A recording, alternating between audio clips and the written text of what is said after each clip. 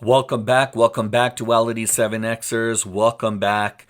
UFC Vancouver. UFC, guys, is returning to Vancouver, Canada tomorrow, Saturday, October 18th, for another beautiful fight night event that's definitely going to create a lot of buzz and a lot of excitement. And already, guys, on social media, people are talking about this unbelievable event that's going to be happening. It's going to be featuring a 13 fight card. And guys, these fights are stacked.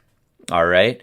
So UFC Fight Night is going to feature De Ridder versus Aiemann. The prelims, guys, are going to start at 4 p.m. Eastern Standard Time, followed by the main card action, which starts at 7 p.m. Eastern Standard Time. And the entire card, guys, the entire card can be streamed live on the ESPN app in the United States. Now, we talked about the main event.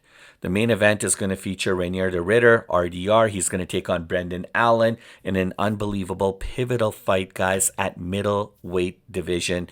And this guy, I'm telling you, the middleweight division has been changing. It's evolving, and it's something to be reckoned with, guys, right? This fight actually was supposed to see De Ridder taking on the likes of Anthony Hernandez. They were supposed to square off. There was lots of talks and anticipation of these two fighters meeting in the octagon. There was a lot of excitement brewing about these two fighters.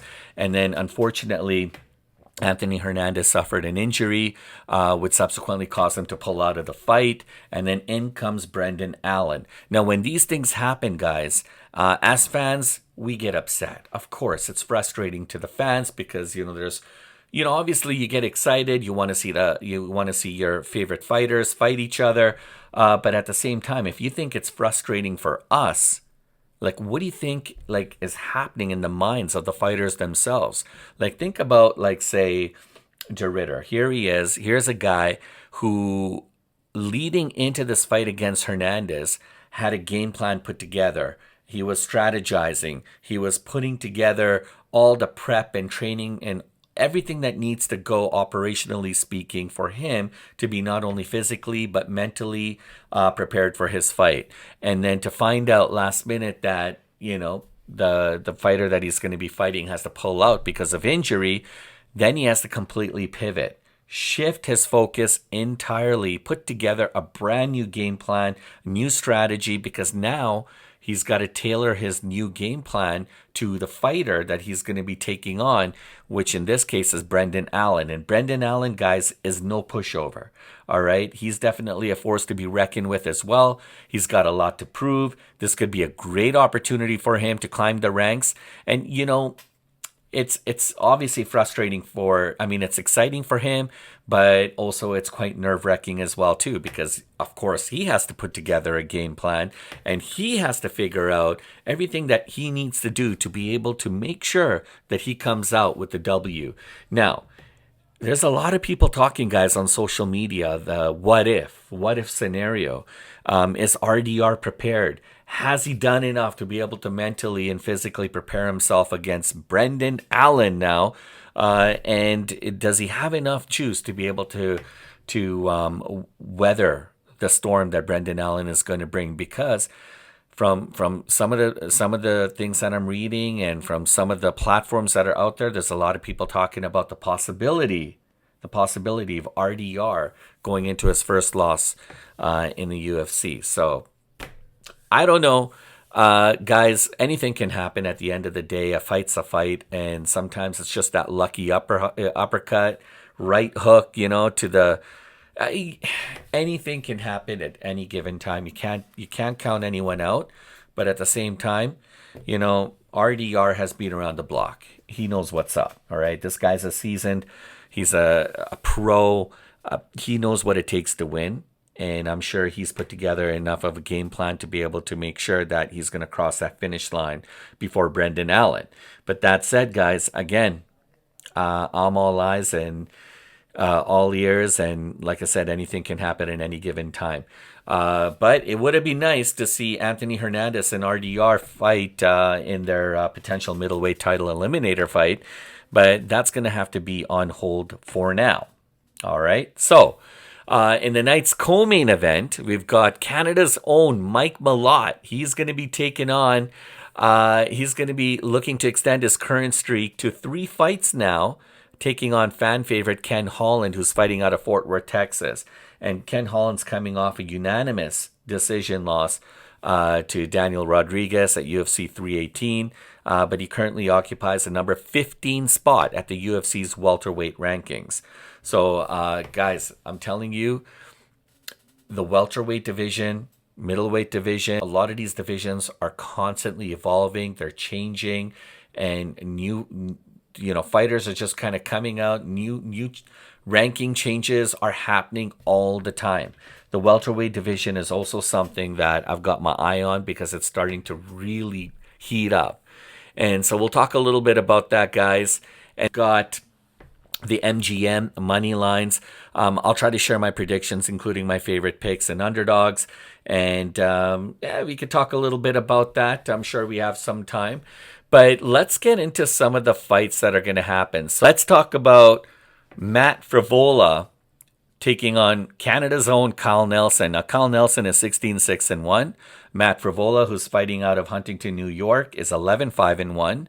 And I'm gonna take the under 2.5 rounds in the Matt Frevola versus Kyle Nelson fight here at lightweight. I mean, Frevola and Nelson are all action fighters, guys, and this line being set at 2.5 rounds is a surprise to say the least. I mean, I thought it'd be lined at maybe 1.5 pound rounds, instead, but I think this could be a first round finish. And look, Frevola and Nelson, both of these guys have serious KO power. By the way, this is a lightweight fight, and so these guys are going to be packing some heat. And it's going to be really exciting and interesting. And again, here's another division. The lightweight division is just seriously heating up as well, too. So both of these fighters, expect them to be explosive in the first rounds because they want to make a mark. They want to make a statement, right? But that said, both of these guys have, I'm not going to say glass chins or glass jaws, but both of these fighters have been compromised. It's quite possible that we're going to see an early finish, and that's kind of what I'm betting on right now. And so, yeah, let's see what happens. So Canada's own Kyle Nelson, meanwhile, has back-to-back fights ending in his first round. So first round, let's call it the first round, guys. I expect a first round finish. This guy, honestly, these guys are going to come out full of aggression. They're going to come across they're going to just come out absolutely explosive, and somebody's going to get knocked out early. That's my prediction, guys. Under 2.5 rounds, and this is going to be a good one. Because this fight is going to be in Vancouver, and look, Nelson has been with the UFC since 2018, but he's only fought 10 times, right? But out of that, he's recorded 4 wins, 5 losses, and 1 draw in these fights.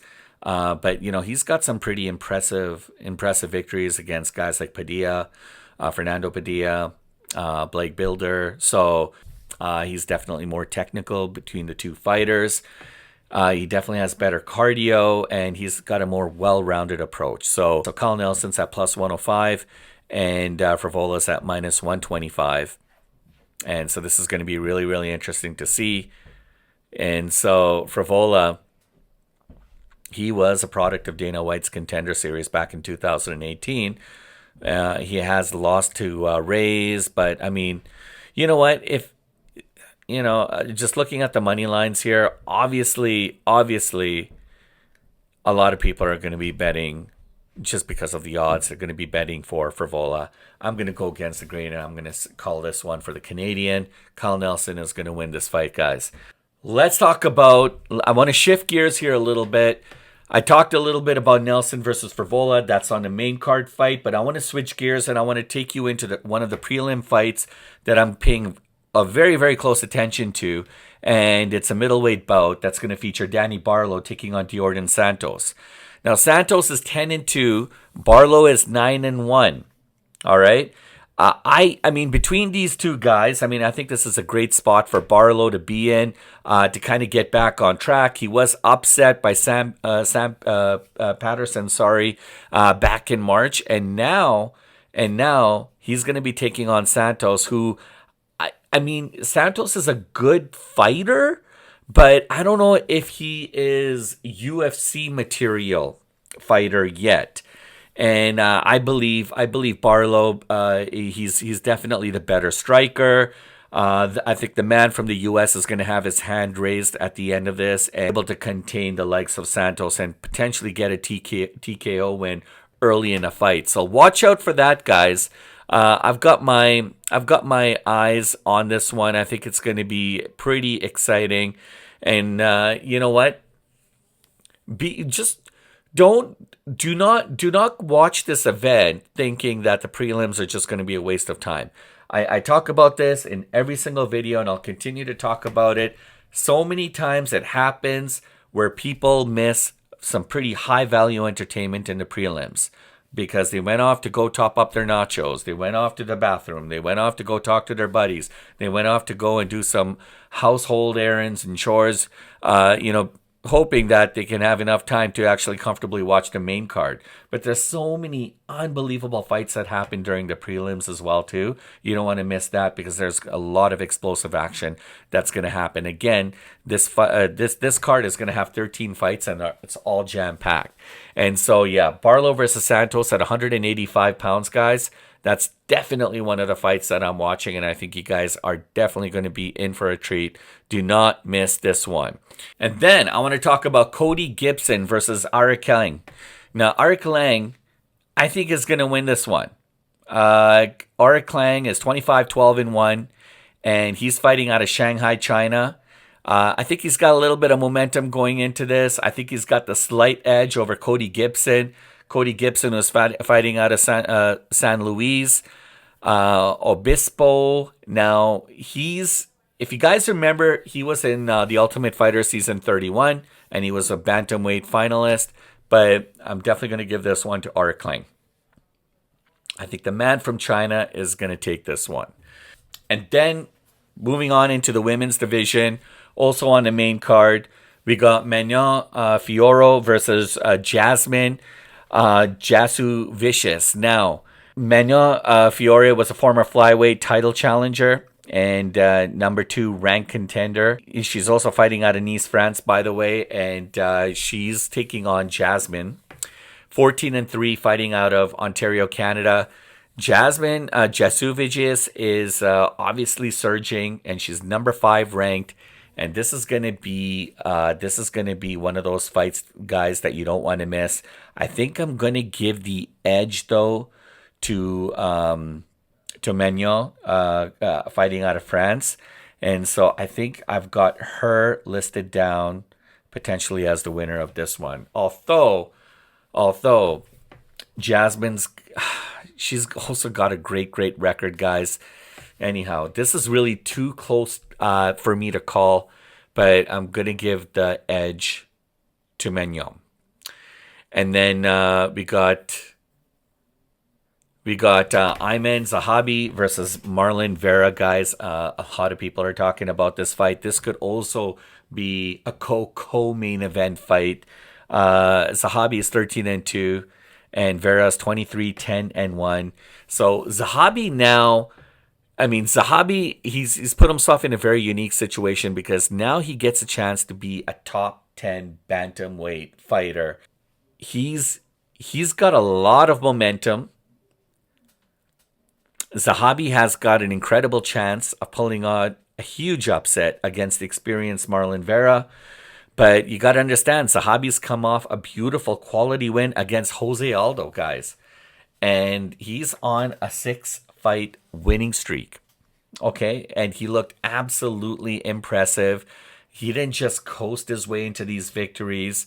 Meanwhile, Vera, he's on a 2-fight losing streak, right? And I think the criticism that Marlon's getting is that he hasn't really showed up at these last 2 fights either. People felt that there's something off about him, or he just didn't execute enough or bring a proper strategy to place during his last two fights. Now, regardless, Marlon's got everything to like. I mean, for Marlon, he wants to prove himself. He doesn't want to be in that group where he's lost two fights in a row. He wants to bounce back from this, and he wants to show to the world that he deserves, a top ranking in this division, especially in the UFC. The bantamweight guys division is again, like all divisions, is constantly changing. The rankings are constantly changing, but it's becoming a very, very tough division. And so if Marlon Vera wants to prove his worth, he's got to come out with an explosive win over Zahabi. But that said, I don't think Marlon's got enough to be able to pull this off. I think Zahabi's got this one. You know what? Marlon's looked pretty good in the past, but his last two fights, he didn't look good at all, guys. And so that's I think I'm going to be leaning more towards Zahabi on this one. Some will argue, well, Marlon's fought some better competition, and yeah, he lost two fights, but he fought tougher opponents.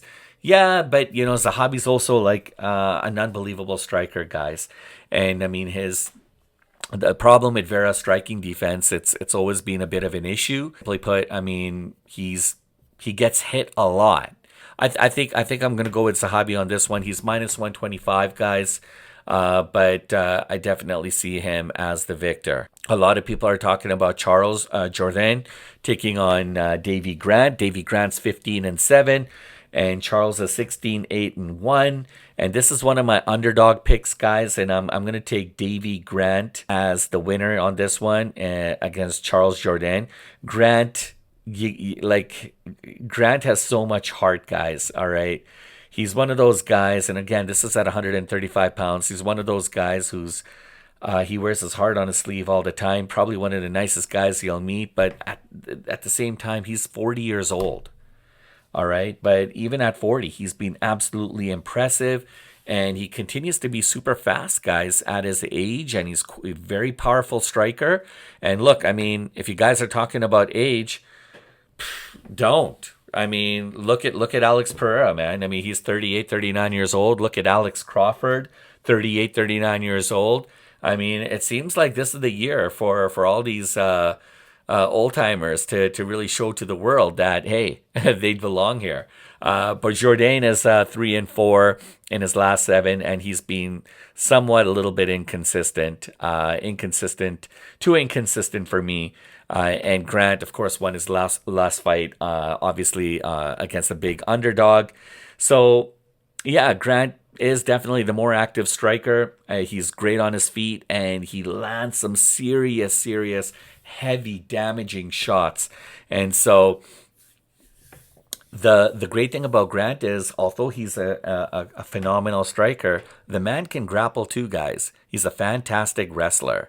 And so Jourdain himself has had challenges against the wrestlers. And so when you have a well-rounded fighter like Grant, I'm gonna say Davey Grant plus 142. He's definitely the guy who's probably going to get his hand raised. So I'm leaning towards Mr. Grant. And let's see who else we have on the card. We talked about Barlow, we talked about Santos. Let's get to the co-main event, guys. And all right, guys, let's go straight to the co-main event, and let's talk about Mike Malott. Now, Mike Malott, as I mentioned before, is looking to extend his current win streak to 3 fights. All right. And so, but he's taking on a fan favorite, Ken Holland. Now, Holland is a plus 105 betting underdog, actually, according to BetMGM. And Malott is minus 125 betting favorite. Now, that said, guys, this one's going to be crazy. They're going to be raising the roof at Rogers Arena. These guys definitely know how to put on a show. And I think Malott is going to get the TKO in this one. He's definitely the more technical, more well-rounded. He's a very finesse striker. He's the kind of guy who likes to pack a lot of power in his punches, so I expect some tactical punches, but those punches are going to count. They're not just going to be light, they're going to be full of explosives. And so if I could clearly see Ken Holland struggling a little bit about that. Now, Malott will I believe will give problems to Holland, since he often overextends and he throws combinations, and Holland obviously is very vulnerable to those kind of punches, especially. And I think he's gonna, if you've seen Malott fight, he's got this unbelievable like signature left hook, and so expect to see that as well too. And now the best way for Holland to beat Malott is to really try to take him down and take him down early, take him down to the mat, and try to fully utilize his like Brazilian style jiu-jitsu, and just really take the Canadian MMA star to a different level altogether. But in order for that to happen, Holland has got to go for a takedown early. If these guys are just going to be standing and striking against one another, I'm going to lean more towards Malott on this one, not Holland. But where I think Malott could be in trouble is if Holland, tricks him, fakes, and maybe gets him to the mat early. If he gets him to the mat early and puts enough damage on him, that could really slow Malott's momentum going into the rounds. And if he does a superb job, then there's a chance that he might just finish it right then and there. Malott's footwork is absolutely incredible, guys. I mean, he's very good on his feet. As I mentioned before, he's very tactical. He's a finesse striker. He's got, his punches are packed full of explosives. So he's not a great takedown artist, but he's really good on his feet. So although he might win in the striking category, he may not necessarily win when it comes to takedowns. But then Holland has to take him down, and but he's going to also have to contend with a very, very fast Malott, because Malott's quick on his feet, and he's going to try to avoid early takedowns to the best of his ability. But I'm gonna say TKO knockout finish for Malott, and I think it's going to be. This is definitely a fight that I don't want to miss. And look, Holland is a 7-year UFC veteran, so I can see why a lot of people are going to say, well, his experience might actually give him the opportunity here to win. I don't know. I mean, he's had wins against the likes of Anthony Hernandez, Joaquin Buckley, Santiago, Poncibio. I mean, some notable fighters here, guys. But I mean, he's only won 2 of his last 5 fights, and that's a big concern. Where Malott was a product of Dana White's UFC Contender Series back in October 2021. He submitted Szymon Smorycki in just 39 seconds, guys, and that's how he was able to secure and win himself a UFC contract. But he won his first 3 bouts in the octagon via finishes. So I expect big things from Malott here. Malott is also 33, Holland's 32. Malott is 2 inches smaller than Holland. Holland's got a little bit more of height and reach. And that can actually help a fighter, right? He's got 81 inches reach compared to 73 inches. So that's a big deal. But Malott's an MMA fighter. Holland is going to have to rely on his jiu-jitsu and his kung fu. But Malott's got the 92% finishing rate compared to Holland's 82%. So I don't know what you guys have it. I'm going to go with Malott. And then let's talk about the main event, guys. The main event of the evening. That's what everybody's buzzing about. Everybody wants to talk about. And I think this is going to be very, very explosive right from the beginning. So de Ridder's going to take on Brendan Allen. We know it's a middleweight bout. It's going to be... honestly, there's a lot riding on this for both fighters. And unfortunately, with Anthony Hernandez out, right, Allen is going to do his best to improve his professional record to 26-7-0 against RDR. Now, RDR is 6'4". He's southpaw. He fights in he holds This guy can fight actually in any kind of stance he wants. But I mean, Southpaw is his favorite, and he's got a professional record of 21-2-0. He's won 5 consecutive bouts, guys, 4 in a row to begin his UFC run, and so I'm gonna lean towards RDR here.